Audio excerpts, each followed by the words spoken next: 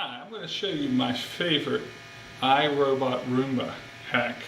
Okay, and it involves one dryer sheet, and what I'm going to do is take that dryer sheet and wrap the filter in the dryer sheet. So I'm going to take the filter and I'm just going to cut it to about the size here. So it's nothing, you don't have to trace it or do any of that. Just get it cut down just a little bit, and then we're going to wrap the filter.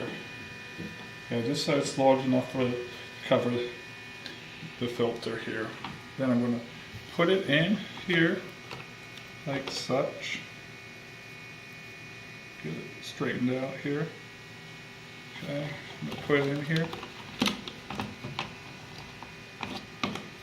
And put it in backwards. Okay. You put it in there, close the lid, close it up, put it back into your Bruce.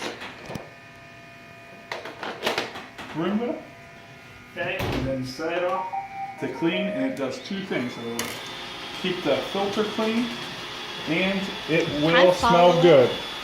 Okay, so I'll help you enjoy this little hack and make sure Roomba smell better.